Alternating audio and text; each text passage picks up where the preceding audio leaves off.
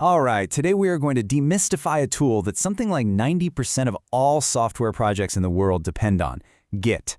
So if you've ever heard people throwing around the word Git and kind of wondered what it actually is, you're in exactly the right place. We're going to break down how it takes the chaos of coding and turns it into control and collaboration. You know the feeling, right? We have all been there. You're deep into a project, and suddenly your project folder starts to look like a complete mess of different versions. It's confusing, it's messy, and one wrong click can wipe out hours of work. Well, that is the exact maddening problem that Git was literally built to solve. So before tools like Git came along, trying to manage a project, especially if you were working with a team, was, well, it was pure chaos. I mean, imagine the nightmare of just constantly saving copies of the entire project, emailing zip files back and forth, and then trying to manually piece together everyone's changes. It's slow, it's super easy to make a mistake, and it just doesn't work. And this comparison really gets to the heart of it, doesn't it? The old way, you're always reacting, always worried something's going to break. But the Git way, it's structured, it's robust. It's really the difference between just juggling files and hoping for the best and having a complete, searchable history of your entire project, which makes working together and fixing mistakes so much simpler. Okay, so the solution to all this chaos has a name. It's called a version control system, or VCS for short.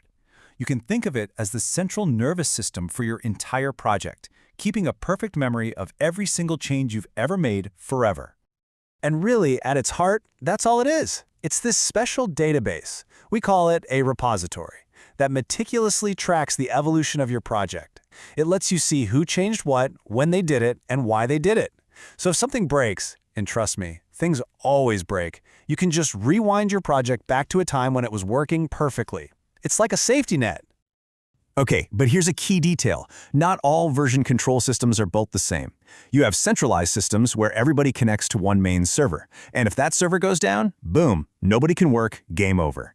But then you have distributed systems, and this is where Git comes in. And this is the absolute game changer. With Git, every single person on the team has a full copy of the project's history on their own computer. This means you can work on a plane, in a coffee shop with no Wi-Fi, whatever. You don't have that single point of failure. It's huge. So yeah, that distributed model, that's a massive reason why Git has just completely taken over the world. I mean, it's free, it's open source, and it's just ridiculously fast and can handle massive projects. Today, it's not just some tool. It's a core skill that you'll see on pretty much every single software developer job posting out there. All right, so how do you actually use this thing? Well, the day-to-day process really boils down to this simple, repeatable three-step mantra. Let's dig in. You really just need to get your head around three main areas. First up, you have your working directory. That's just a fancy name for the project folder on your computer where you're, actually writing code and making changes. Second, and this part is kind of unique to Git and super important, is the staging area. I love this analogy. Think of it like a loading dock for a warehouse, right? Before you move stuff into the permanent warehouse, you first get it all together on the loading dock. You check your list, you make sure it's exactly what you want to store. That's the staging area. And finally, you've got the repository itself. That's the warehouse. That's the permanent, safe database where your project's entire history lives. So the actual act of saving your changes into that repository, we call that a commit. And this is maybe the most important idea to grasp about what makes Git so powerful. A commit isn't just a memo of what lines you changed. No. It's much more like taking a complete photo, a snapshot of your entire project at that one single point in time. And because Git has that complete picture for every single step, not just the little differences, it can jump back and forth between any version in history almost instantly. It's incredibly efficient. Okay, that's the theory. Theory's great, but let's get practical and see how this actually works. We're going to look at the core commands you type into your terminal, which is how most developers interact with Git. So let's walk through those three key steps to save your very first snapshot. Okay, step one. The very first thing you do in any new project, and you only have to do this once per project, is you tell Git, hey, start tracking this folder. This is the command that creates that hidden repository, that little database right inside your project directory. And the command couldn't be simpler. It's just git init. You type that, hit enter, and that's it. Your folder is now officially a Git repository, ready to start tracking your project's history. All right, step two. So you've written some code, you've modified a file, now what? Well, now you need to move those changes from your working folder to that staging area we talked about.